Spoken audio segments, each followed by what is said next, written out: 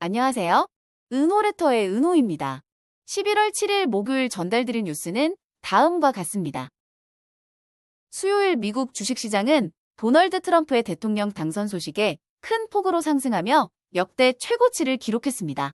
도널드 트럼프의 재선이 확정되면서 그는 첫 임기 때와 유사한 경제정책, 즉 관세와 감세 정책을 재추진할 계획입니다. 일론 머스크가 도널드 트럼프 재선에 가장 큰 기여를 한 억만장자로 평가받고 있으며 이제 그는 그 결실을 보게 될 가능성이 높아졌습니다. 노보 노디스크 3분기 실적을 발표했습니다. 리프트는 자율주행 차량의 자사의 플랫폼에 도입하기 위해 모빌아이, 메이 모빌리티, 넥사와 파트너십을 맺었습니다. 유럽연합 반독점 규제 당국이 비자와 마스터카드의 수수료가 소매 업체들에게 불리하게 작용하는지 조사하고 있습니다. 퀄컴이 예상보다 좋은 매출 및 이익 전망을 발표하면서 주가가 급등했습니다. 트럼프 대통령 당선인은 바이든 행정부의 반독점 정책을 일부 완화할 것으로 보입니다. 자세하게 하나씩 살펴볼까요? 수요일 미국 주식시장은 도널드 트럼프의 대통령 당선 소식에 큰 폭으로 상승하며 역대 최고치를 기록했습니다. 트럼프의 재선과 공화당이 상원과 하원에서도 다수당을 유지할 가능성이 높아지면서 기업 성장과 감세 정책에 대한 기대감이 주가 상승의 주요 요인으로 작용했습니다.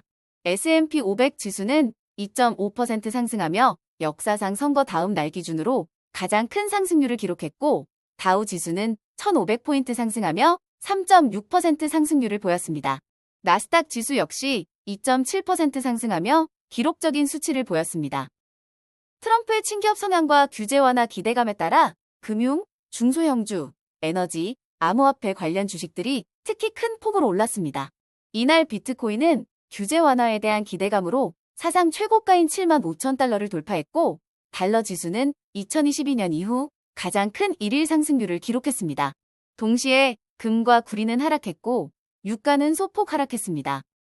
미국 10년 만기 국채 수익률은 4.44%로 17bp 상승하여 시장 전반에 걸쳐 채권 수익률이 올랐습니다. 시장 전반의 상승세는 다가오는 연방준비제도의 금리 결정에도 영향을 미칠 것으로 보입니다. 전문가들은 연준이 목요일 0.25%포인트의 금리 인하를 할 가능성이 크다고 예상하고 있지만 트럼프의 재선으로 인해 연준이 향후 추가 금리 인하를 보류할 가능성도 논의되고 있습니다. 도널드 트럼프의 재선이 확정되면서 그는 첫 임기 때와 유사한 경제정책, 즉 관세와 감세 정책을 재추진할 계획입니다.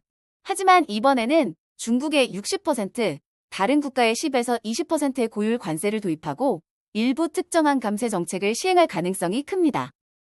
이러한 관세 정책은 물가 상승 압력을 가중시킬 수 있으며 감세 정책은 경제 성장을 촉진하는 동시에 적자를 추가할 수 있어 금리 상승 요인으로 작용할 가능성이 있습니다.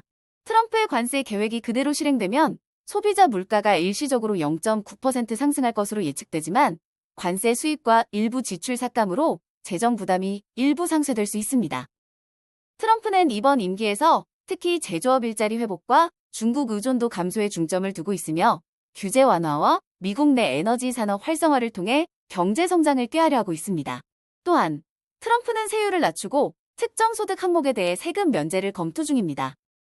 다만 공화당이 전면적인 감세를 모두 수용할지는 불확실하며 특히 적자 증가와 금리 상승에 대한 우려가 있어 일부 제한이 따를 가능성이 큽니다. 일론 머스크가 도널드 트럼프 재선에 가장 큰 기여를 한 억만장자로 평가받고 있으며 이제 그는 그 결실을 보게 될 가능성이 높아졌습니다. 머스크는 트럼프의 승리를 위해 약 1억 3천만 달러를 기부하고 여러 집회에 참석하며 적극적인 지원을 펼쳤습니다. 그 결과 트럼프 당선인은 그에게 정부 지출 절감에 대한 공식 역할을 맡길 예정입니다. 머스크는 약 2조 달러의 연방 예산 절감을 목표로 삼고 있으며 우주 탐사, 전기차 자율주행, 그리고 규제 완화를 통해 자신의 여러 기업에 긍정적인 영향을 줄 것으로 예상됩니다. 특히 머스크는 현재 자율주행차 승인 절차 완화와 같은 정책 변화를 위해 힘쓸 계획입니다. 노보 노디스크 3분기 실적 발표에서 비만 치료제 위고비의 판매가 예상치를 웃도는 성과를 기록했다고 밝혔습니다. 3분기 노보 노디스크의 순이익은 273억 덴마크 크로네로 시장 예상치인 269억 5천만 덴마크 크로네를 상회했습니다. 또한 위고비 판매는 전년 동기 대비 79% 증가한 173억 덴마크 크로네를 기록했으며 이는 분석가들의 예상치를 상회한 결과입니다. 노보는 24년 전체 매출 성장 전망을 기존 22에서 28%에서 23에서 27%로 조정했습니다. 노보 노디스크는 위고비와 오젬픽의 생산 능력 증대를 위해 내부 및 외부 투자에 집중하고 있습니다. 최근 미국 FDA가 모든 위고비 용량에 대해 공급 가능하다는 소식을 전하면서 공급 확대에 긍정적 신호를 보였습니다. 리프트는 자율주행 차량의 자사의 플랫폼에 도입하기 위해 모빌아이, 도요타가 지원하는 메이 모빌리티, 그리고 넥사와 파트너십을 맺었습니다. 모빌아이와의 협력을 통해 자율주행 시스템이 장착된 차량들이 리프트 플랫폼에 운영될 수 있게 할 예정입니다. 메이 모빌리티와는 자율주행 도요타 시에나 미니밴을 2025년 애틀랜타에서 운행하는 것을 목표로 하고 있습니다. 넥사와는 자율주행 기술 연구를 위한 데이터 파트너십을 체결하여 리프트의 데이터를 넥사의 비디오 데이터와 결합할 계획입니다. 리프트는 이를 통해 북미 시장에서 우버와의 경쟁력을 높이고 자율주행 기술 도입을 본격화하려는 전략을 취하고 있습니다. 유럽연합 반독점 규제 당국이 비자와 마스터카드의 수수료가 소매 업체들에게 불리하게 작용하는지 조사하고 있습니다. 두 회사는 카드 결제 서비스 운영자로서 소매 업체들의 다양한 수수료를 부과하고 있으며 이로 인해 소매 업체들은 비용 부담이 크다는 불만을 제기해왔습니다. 이유는 비자와 마스터카드가 새로운 수수료를 도입하거나 기존 수수료를 조정할 때 소매 업체들과 협의하는지, 그리고 소매 업체들이 수수료 협상에서 얼마나 자유로운지 확인하고자 설문을 보냈습니다.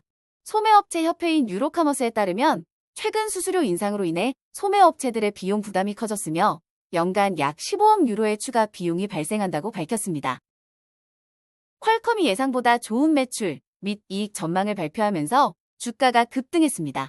이번 분기 예상 매출은 105억에서 113억 달러, 조정된 주당 수익은 최대 3.05달러로 시장 예상을 상회했습니다. 특히 중국 시장에서 스마트폰 수요가 회복되면서 매출이 증가했으며 안드로이드 기반 스마트폰의 중국 내 판매는 40% 증가했습니다. 2024년 4분기에는 매출이 102억 달러로 19% 증가했고 주당 수익도 예상치를 웃돌았습니다. 퀄컴의 휴대폰 관련 매출은 12% 증가한 61억 달러를 기록했으며 차량용 칩 매출은 68% 증가한 8억 9,900만 달러, 연결 장치 관련 매출은 16억 8천만 달러로 예상치를 상회했습니다. 퀄컴은 애플의 모뎀칩 주요 공급업체이지만 애플이 자체 칩 개발을 진행 중이라 매출 의존도를 줄이기 위해 자동차와 컴퓨터 분야로 사업 다각화를 추진 중입니다.